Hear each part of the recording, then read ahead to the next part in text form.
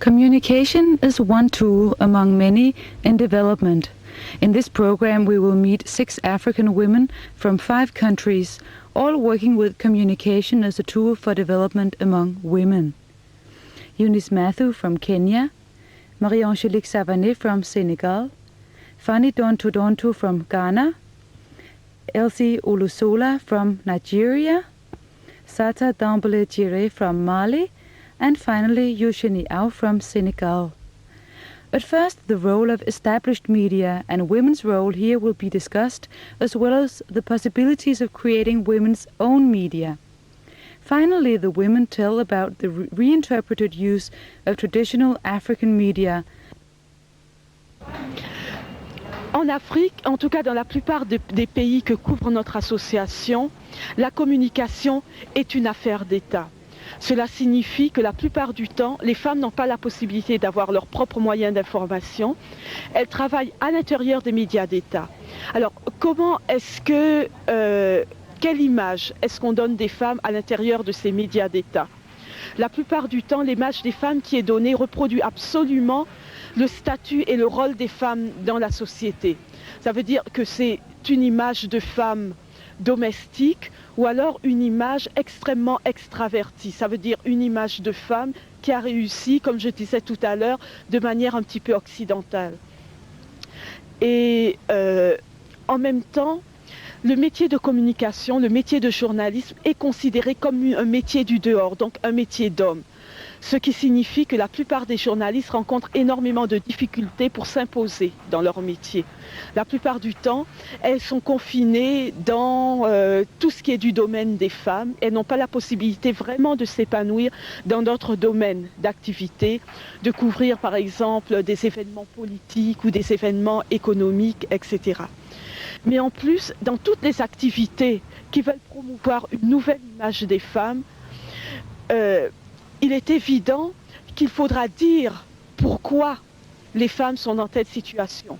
Si nous voulons présenter l'image des femmes dans le monde rural, il faudra expliquer pourquoi les femmes sont dans cette situation, pourquoi les femmes sont les productrices de nourriture et pourquoi on ne les reconnaît pas comme productrices. One of the weaknesses of Africa is that we don't have any type of alternative media. By the time being, they are all governmental. So now there are a rise of, in the field of newspaper press, written press. For example, this experience in Morocco, there is another one in Tunisia, and we are going to start also a feminist journal in Senegal. So I think there is something going on. But at the level, because of the hierarchy within the media setting, many of the media women have not a strong position, so they can do anything. They have not support, etc. But I think the idea started already that meeting, saying, why don't we create our own? But this is something that needs to be worked out and taken into account in the whole process. But I do think that maybe it's better actually to strengthen their position within the national setting, is where that they will reach the majority of the women. And there is a need to build an experience of how within the institution, a male-dominated institution, you can start bringing. This means that we have to stop being our own censorship, because many of the women media are the ones censoring themselves, because anyway, they are true, they are frightened by the political repression, they are frightened because they don't want to lose their job and so on and so forth. But still, I think there is a space still existing within the hierarchy where we can do something, and we can do it properly. Okay, in Kenya, we have quite a number of women in the media. Of course, the numbers are not comparable to those of men. But although we have many women in the media, very few hold senior positions or positions of decision-making. And you find also that most of our women who are working in the media are employed by the government-owned media, that is radio and television, because it is the biggest employer of media people in our country. Few numbers of women are employed in the newspapers, and we have only 3 daily newspapers. Others are employed by magazines, but the numbers are very few, and even where there are greater numbers, there are very, very few women who holding decision-making positions. In my own understanding, I don't think it's difficult for women to write where they're employed about women's issues, but it's the treatment of the women's issues, which is the question always in our minds as women in Africa. We find that most of the articles written about women are women, in the kitchen, women in fashion, and areas which are important, but not really the most important. What we want to see is the role of women in development, given more publicity. We do also have a lot of coverage on our radio network. We have women's programs in both the English and the vernacular services and the national services. But again, the real issue here is making sure that the real issues and the real problems that concern African women are given coverage. I'm proud to say that in my country, the media seem to be one of the areas that women have made tremendous mark. As far back as 1952, when the first radio station started in Nigeria, women were employed straight from school, that is after they have left school, and they have been on the job training. And today we have women who are in very, very high top executive positions. In fact, we have a deputy director, and I don't see the reason why she shouldn't have been a director, or shall I say managing director, for some time now. This just goes to show a little bit of discrimination against women. Now, talking about television stations in our country and radio stations, they are all owned by government. Nigeria has not reached a position yet where private individuals own radio stations or television stations, but we hope we'll eventually come to that. We have been agitating, but it is government's policy that all government radio and television stations are controlled by government, and government subsidizes these stations heavily. The kind of women's programs we have health programs, we have cookery programs, educational programs, housekeeping programs, health program with all its ramifications like immunizations, birth, how to look after simple ailments like diarrhea, fever, convulsion, and sewing programs, demonstrate how to cook, how to sew, how to do little things that affect the welfare and the well-being of women. We still have those programs. And talk to women how to keep their surroundings clean. Teach them how to be themselves and have a little bit of confidence in what they do. A lot of communication is happening from the top to the bottom or so. Wouldn't some kind of participatory or more community-based kind of communication be a good way to do this among women? I think when I was saying that media women have to role a play, and why we insist on the need of research is that we have to get it from down to the top. This means that if you are doing a research, it must be a participatory research, because we don't see how you will be able to create this consciousness raising, because it's not sure that the way we are seeing the situation, the other women see that way. Maybe they have other priorities. And we do think that this will be the major issue in which there is more need for discussion, because many of the journalists, because of the privilege they are facing, are not ready. They think that they have something to say about the other women, but they don't realize that those women have to say about themselves. So this is a total difference. Très souvent, au niveau de la communication alternative, on pose le problème d'avoir des médias pour les femmes. Radio, télévision, journaux, etc. Alors ce que nous en pensons, c'est que oui, ce serait intéressant, et il faut dire que déjà on parle beaucoup au niveau du monde africain de journaux ruraux, de radios rurales qui sont destinés plus particulièrement au monde rural. Mais la question que je pose, est-ce que ce n'est pas une forme de discrimination contre le monde rural que d'avoir des journaux pour le monde rural, et est-ce que ce ne serait pas une forme de discrimination pour les femmes que d'avoir une radio pour les femmes, une télévision pour les femmes, etc. Je dois dire qu'au niveau de l'Afrique, La radio a joué un rôle extraordinaire pour la prise de conscience des femmes, parce que la radio est un instrument de communication qui ne coûte pas cher et que chaque foyer peut avoir. Donc la radio est quelque chose d'extrêmement important pour nous, mais ce n'est pas une radio qui est destinée plus particulièrement aux femmes. La critique que nous faisons aux émissions féminines dans nos pays, ou alors aux articles qui sont écrits pour les femmes, c'est que la plupart du temps, elles n'essaient pas de proposer d'autres alternatives à la vie des femmes, mais elles s'insèrent vraiment dans le cadre du domestique et elles ont l'air de confiner les femmes dans ce rôle domestique. C'est peut-être la critique que nous faisons à la radio et aux émissions telles qu'elles se présentent à l'heure actuelle dans nos pays. Well, the radio network in my country is very good. Many people are reached by the radio. There are very many transistor radios available to the communities, radios that have been made available by the government in community halls and what have you. So to me, again, radio is the best way of reaching the masses. If you want to reach the masses of any country, you have to use the radio.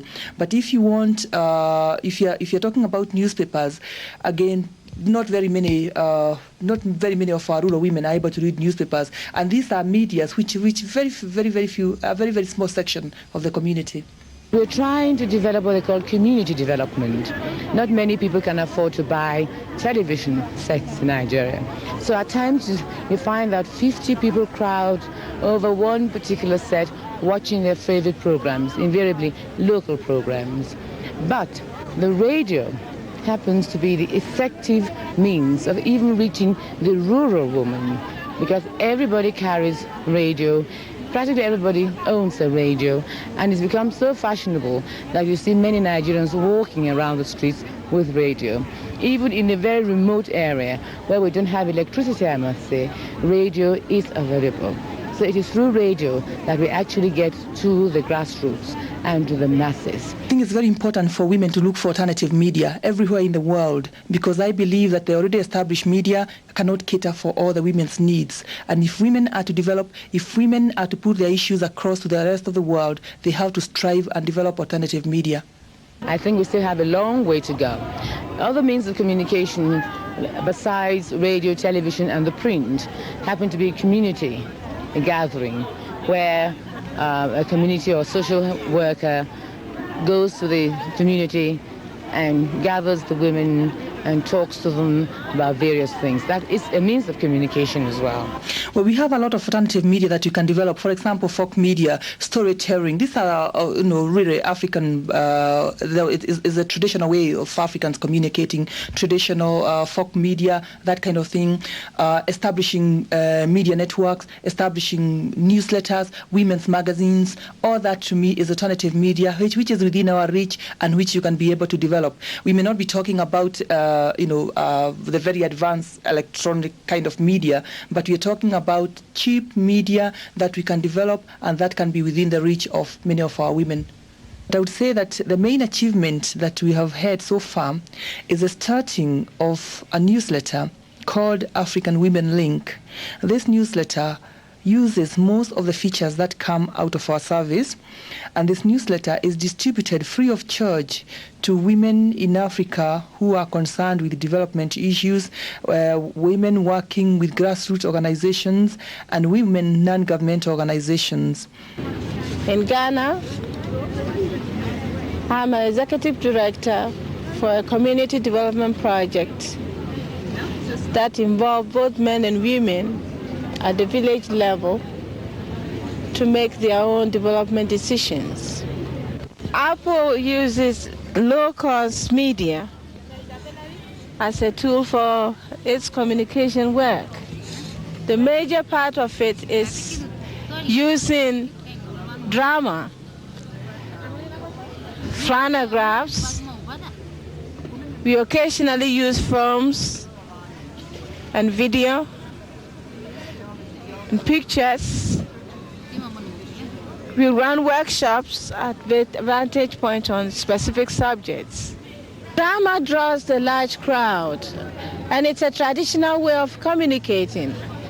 Music and dancing, things that you cannot tell an older person, you can easily say it through drama. So it's a means of communication that people find it very, very comfortable to utilize. Apart from the drama, we also use phonographs, which our villagers call it village television. We present a village scene, either positive or negative, and then bring the whole village together and we talk about it. If it is negative scene, through discussion we are able to transform the negative scene into a positive scene.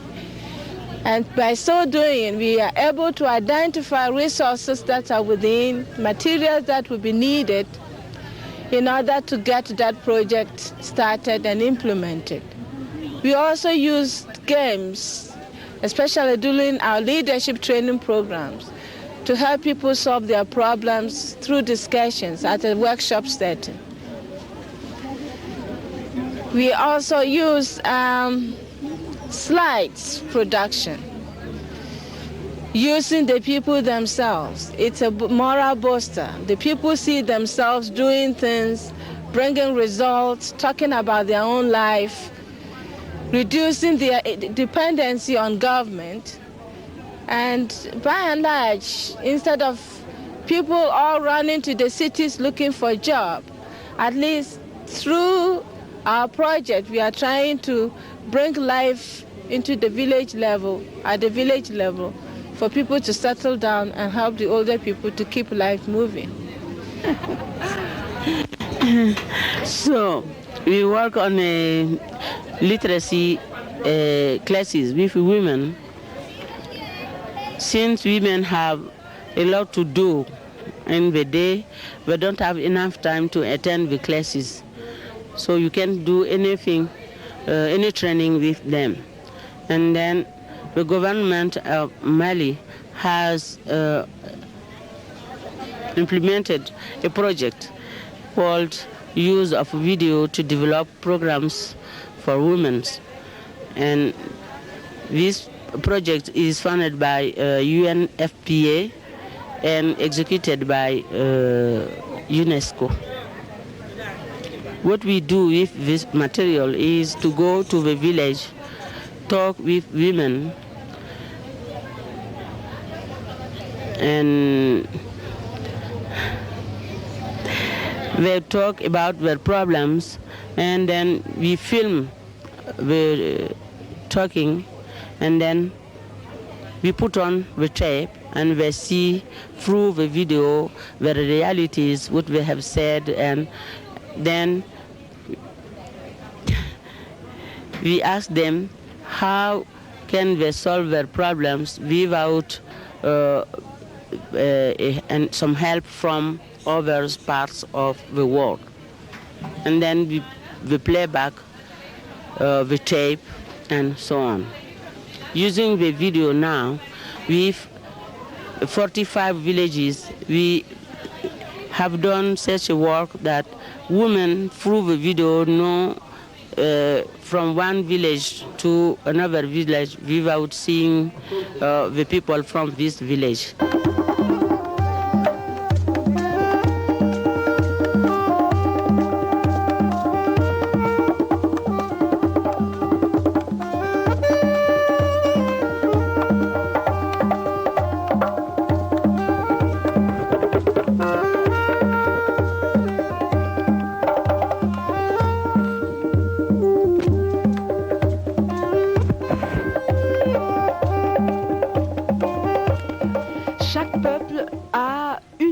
Dont il exprime son monde.